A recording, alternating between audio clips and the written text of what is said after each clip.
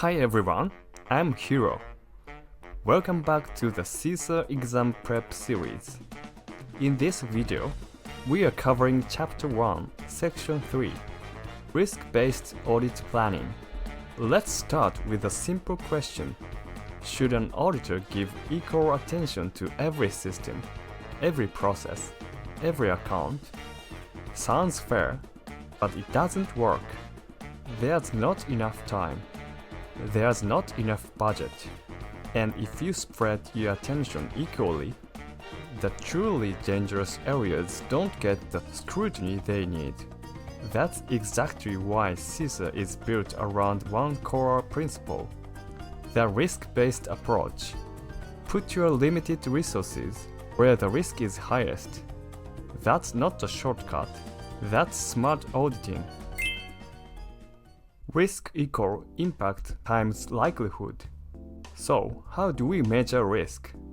Here's how we think about it. Risk equal impact times likelihood. Let's break that down. Impact is about asset value. If something goes wrong, how bad is the damage? The higher the value of what you are protecting, the bigger the impact. Likelihood is made up of two things: threat and vulnerability. A threat is an external factor. Think hackers, malware, natural disasters. You can't make them disappear. A vulnerability is internal: an unpatched system, a weak password policy, a misconfigured server. These you can fix. That's the key insight here. Security controls work by reducing vulnerabilities. You can't eliminate the threat, but you can close the gap the threat would exploit. Reduce the vulnerability, and reduce the likelihood, and reduce the overall risk. The audit risk model. Now let's look at risk from the auditor's perspective. There's a specific risk called audit risk. The risk that the auditor misses a real problem and incorrectly reports all clear. It's made up of three components. Inherent risk, the raw risk that exists before any controls are in place. Some things are just naturally riskier. Cash is easier to steal than land. A complex system has more ways to fail than a simple one. The auditor can't change this. Control risk, the risk that the organization's internal controls fail to catch an error. If logs aren't being reviewed, if manual processes are error-prone, that's control risk. Again, the auditor can't directly control this either. Detection risk, the risk that the auditor's own testing misses something. Too few samples, scope too narrow. This one is in the auditor's hands. So here's the practical takeaway. When inherent risk or control risk is high, the auditor must lower detection risk. More samples, broader scope, more rigorous testing. That's how you keep the overall audit risk at an acceptable level. 4 ways to respond to risk. Once risks are identified, the organization needs to decide what to do about them. There are 4 options. Reduce. Apply controls to bring the risk down. This is the most common response. Add MFA, encrypt the data, tighten access controls. Accept. Acknowledge the risk and live with it. This isn't careless. It's a conscious decision that the cost of fixing it outweighs the risk itself. But it must be a documented, deliberate choice. Avoid. Stop the activity that creates the risk entirely. If a business line is too risky and not worth it, exit it. Transfer. Move the risk to someone else. Cyber insurance. Outsourcing. You don't eliminate the risk, but you are no longer the one absorbing the loss. The auditor's job is to check that the organization has made a conscious choice from these 4, not that risks are simply being ignored. 6 steps to risk-based audit planning. So, how does this actually come together in practice? These are 6 steps. Step 1. Understand the business process. Before you audit anything, map the workflows, the systems, the data flows.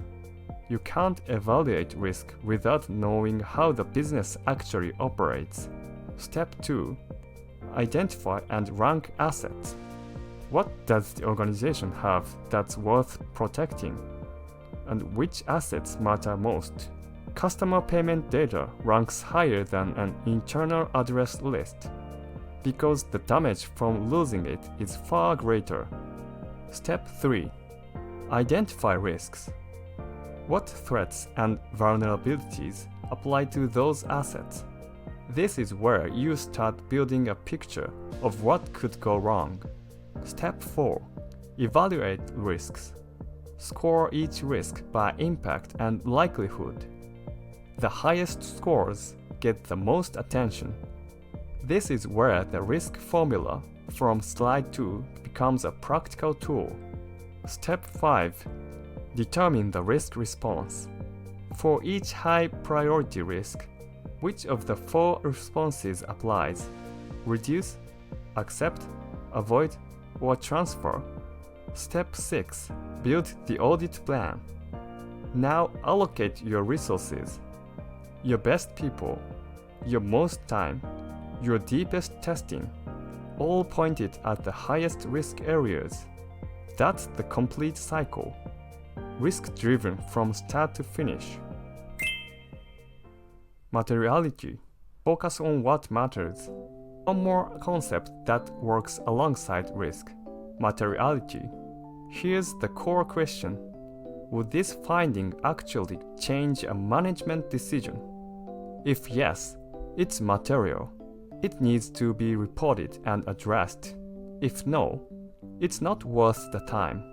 Materiality has 2 dimensions. Financial. The size of the dollar amount. A $10 rounding error is trivial. $100 million